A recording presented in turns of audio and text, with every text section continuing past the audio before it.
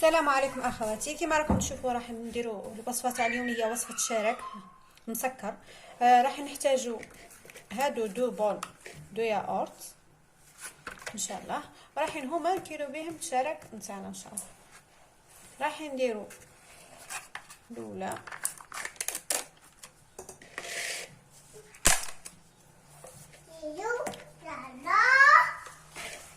نزيدوا الزبده.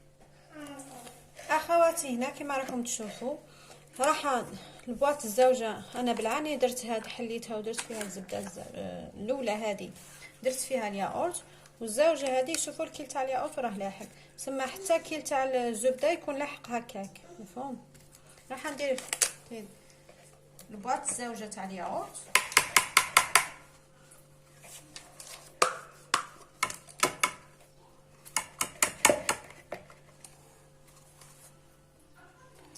وراح ندير 2 كيل زبده. هذا الكيل الاول، هذا نفس الكيل راني قسته قبل برك تاع زبده ايضا. هذا ايضا كيل زوج تاع الزبده،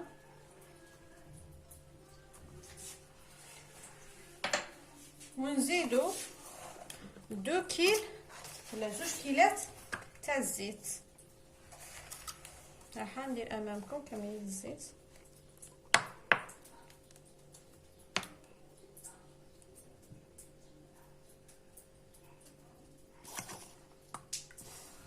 هذا الكيل الاول، راح نديرو الكيل الزوج.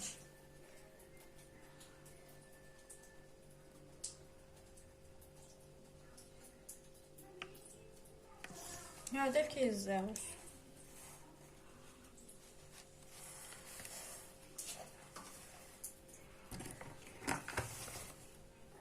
اخواتي نحكم لافورمي، نبدا نخلط. بسم الله.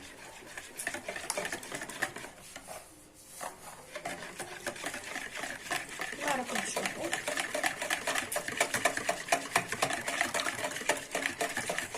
هنا فقط راكم تلاحظوا بالمقادير فيها غير ياغورت وزبده مارغرين دايبه، الزيت وفرينه باش نلموا العجينه. راني هنا مغربلتها وخلطتها.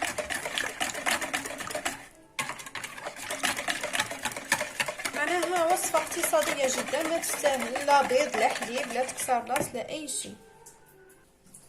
هنا اخواتي نبداو نزيدو في الفرينه. هذه اخواتي فرينه راني مغربلتها.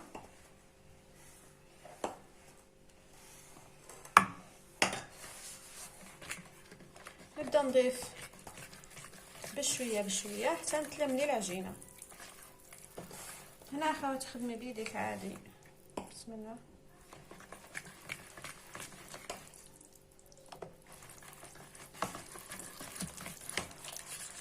راح تجي هاد العجينه هشه جدا. اخواتي نذكركم بالنسبه للياغورت انا درت ذوق الفاني وذوق الخوخ مع بعض. تقدروا ديروا اي ذوق، تقدروا تحبوا القارص، تحبوا الفاني، تحبوا الخوخ وحده، المشمش. انا كاع الادواق مليحه.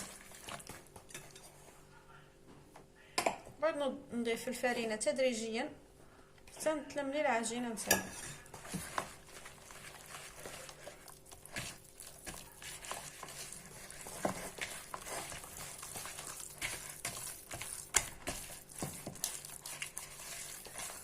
مازال طريه، نبداو نزيدوا لها نزيد لها ونشوف. نزيدوا قليل باش ما تخدعناش العجينه وتنشف لنا بسرعه، لانه لازم تكون العجينه طريه.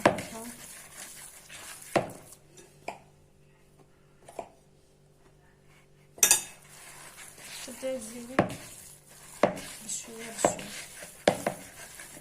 مازال هاي طريه بزاف. اخواتي الا كان عندك معناها تحوسي على كميه قليله تقدري ديري نصف المقادير. هي في الحقيقه المقدار الواحد ياخذ لي 18 حبه،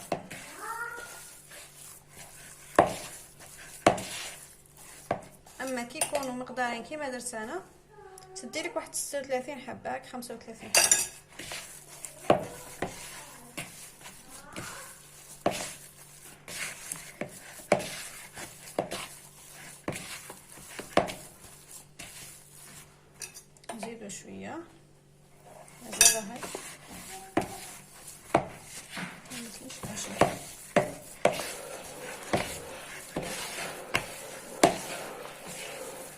ماشي غير تتلمبط، لازم حتى تكون طريه شويه، ماشي غير تلاصقه.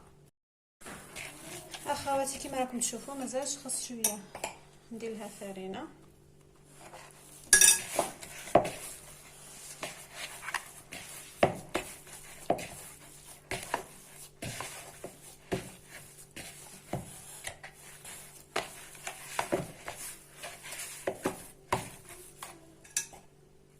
نزيد لها غير شويه، المهم تكون طريه. نحاول نمسح كاع العجين الجوانب كما راكم تشوفوا اخواتي. هنا نحبس تجي هكاك القوام تاعها متماسكه شويه، وتجي هشيشه بزاف، معناها ماهيش شاده روحها كاع بزاف هشيشه شويه. راح نخلوها اخواتي ترتاح ومن بعد نكملوا مع بعض. هنا اخواتي جينا للحشو، جبنا كميه من نواه كوكو هكاك، شوفوا نواه كوكو كميه منه، وجبنا مربى المشمش تاع المشماش، رايحين نخلطوه مع بعض للحشو نتاعنا. نديرو كميه معقوله شويه،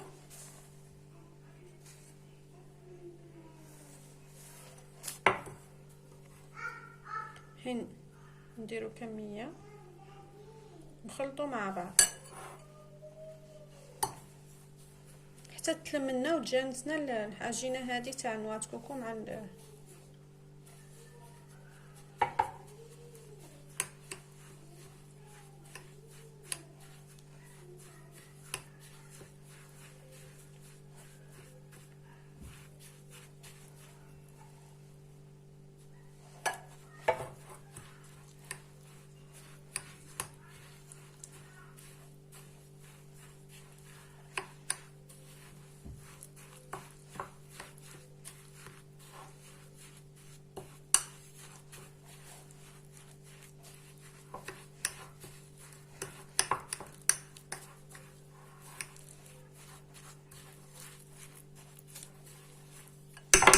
بيدي اخواتي باش نشوف القوام تاعها.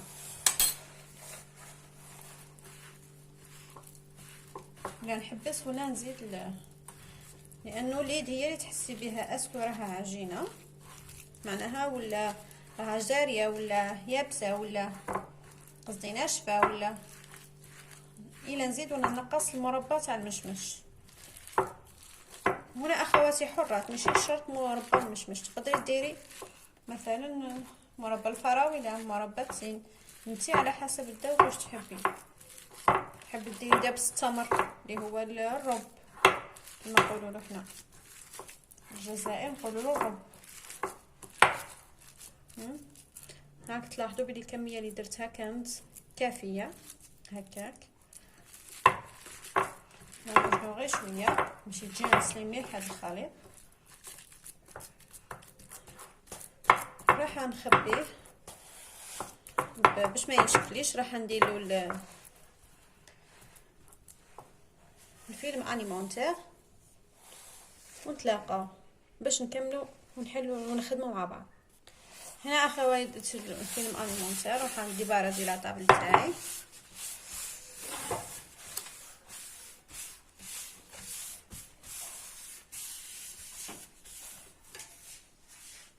ونتلاقاو ونكملوا مع بعض. هنا اخواتي رايحين نحضروا نكوروا العجينه الى كويرات صغار، والحشو ايضا الى كويرات. كما العجينه رايحين الوزن تاعها كوريات الى 30 غرام، اما الحشو من 10 ل 12 غرام باش يجينا العمل سهل وبسيط. نبداو نريقلو الميزان تاعنا، نديروها للغرام.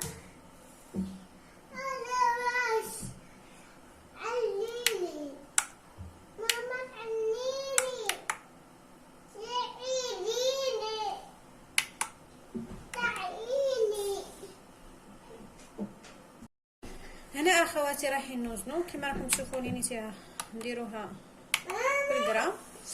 رايحين نوزنو العجينه تاعي. هنا بعد ما تاحت اكيد رايحين نفتحوا عليها، رايحين ناخذوا قليل من العجين ناخدو قليل من العجين ونوزنو 30 غرام نشوف 36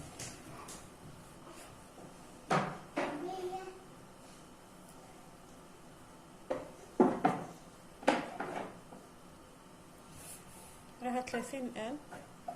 راح نكوروها كما راكم تشوفوا، نديروها كويرات ونحطوها في الصنيوه تاعنا. وصلنا العمليه هكاك.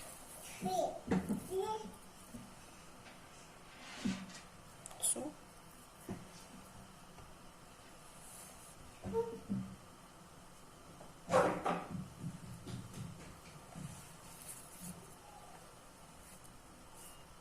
نعم ثلاثة كورة دينا.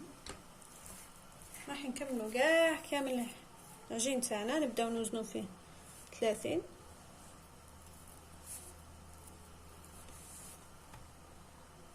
ونتلاقاو مع هنا. راح نديرو الحشو بعد ما غطيناه. راح ايضا هو نوزنو بين 10 و 12 غرام. نزيدو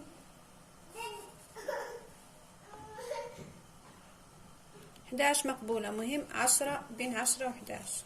راح ايضا نديرو كويرات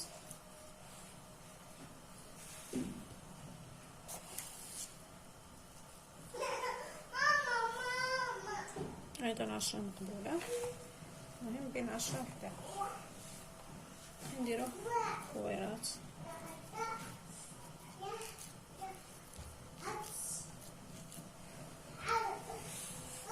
لا اخواتي. راح كامل نكمل الحشو هذا ونتلاقاو مع بعض. نبداو اخواتي في العمل. نحكم عجينه هذه، نحلها، نحلوها هاك على طولها.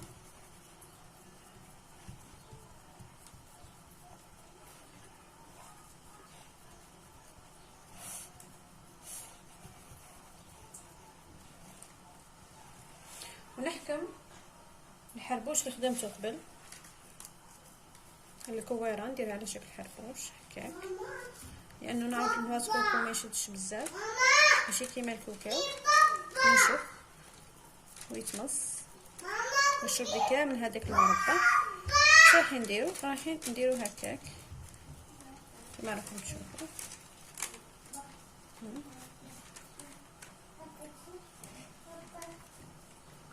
حاولوا نغلقوا على الحشو ونديرو هاك باش يتمتن مليح.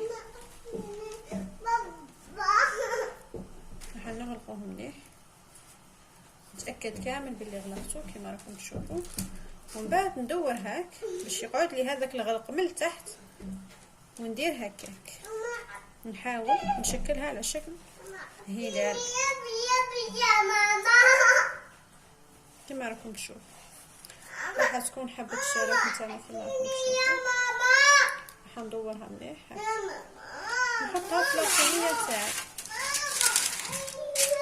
ندير بابي كويسون ونحطها كما راكم تشوفوا. راح نزيد حبة ثانية معكم.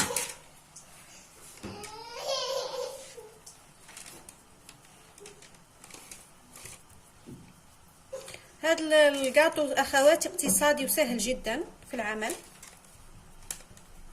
مش راح ياخذ لكم كثير وقت ولا ياخذ لكم حتى المكونات ما راحش ياخذ. نحاولوا نحلوها على شكل بيضاوي كما راكم تشوفوا. هاد العجينه نحلها مليح غير بيديه برك، ما معناها ما فيها لا اداه لا اي شيء. ونحكم دائما الحشو هذا اللي درتو كويرات نحلو على شكل حربوش هكذا، باش نسهل المهمه يجيني واجد، ما نقعدش كل مره نجبد هكذا كما راكم تشوفوا. ونلوي العجينه نتاعي على هذاك الحربوش هكاك. نحاول نغلق مليح قبل ما ندور باش نضمن دو فوا راني غرقاته مليح، ونزيد نغرقو منا. كي نجي نغرقو هنا ندير هك، نحكم كي شغل هكاك، نمتن ايضا مره ثانيه نحاول نديرو هاك يجي هذاك الشكل بومبي تاع الشرك تاعنا. نديرو هاك اخواتي، يجي الشكل هذاك تاع الشرك هايل، نحبوه كامل ونحطه في الصينيه تاعي.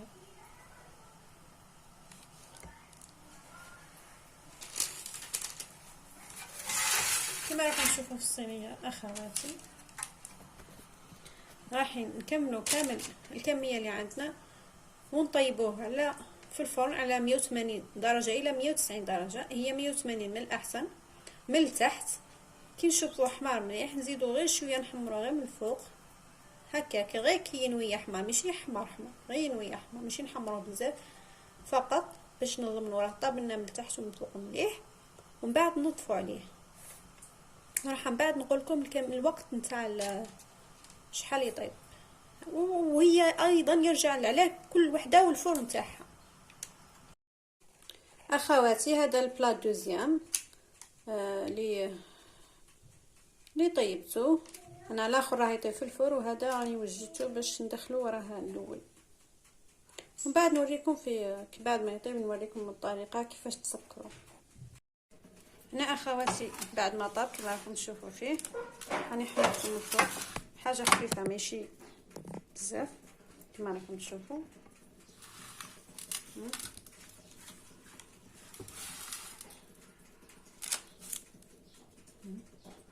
نحبو هكاك طايب مليح من تحت محمر ومن الفوق حاجه خفيفه. اخواتي هنا راح نجيب سكر كلاص راح نرمي فيه مباشره بما انه مزيت راح يشرب لي كامل هذيك السكر كلاص. دوك تشوفوا معايا. هنا اخواتي راح نحطوه كيف من فوق مادام راه سخون باش يشد هذيك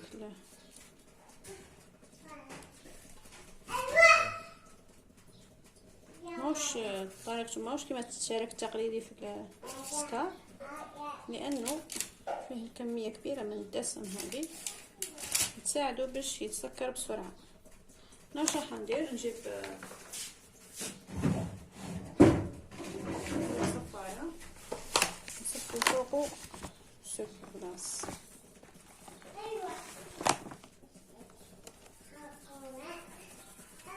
باش يدخل فيه مليح. كيما كان ما نحطوش مغربل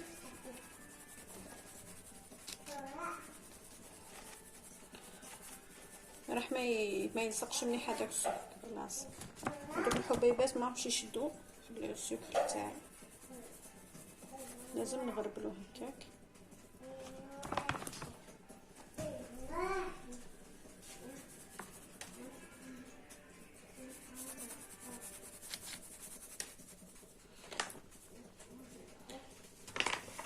راح نخلوه فتره هكاك شاد روحه ونزيد نكمل البقيه ومن بعد نتلاقاو من بعد في صحن التقديم بعد ما نسكروا كامل الكاطون تاعنا. وهاي اخواتي النتيجه بعد ما كملنا كما راكم تشوفوا. التشارك تاعنا راه واجد وراه هايل وجاه هشيش بالبزاف يتفتت بسرعه. وراح نوريكم القوام تاعو جا روعه.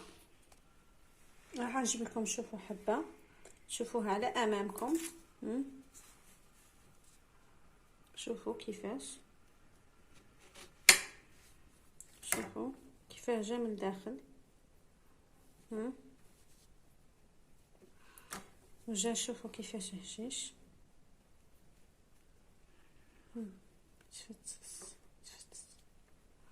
يتفتت روعه. ما يقعدش كامل. جيت شوفي كيفاش هشيش كذلك الحشو. شوف على عينيكم. راح ندوق روعه. صحتكم سلام.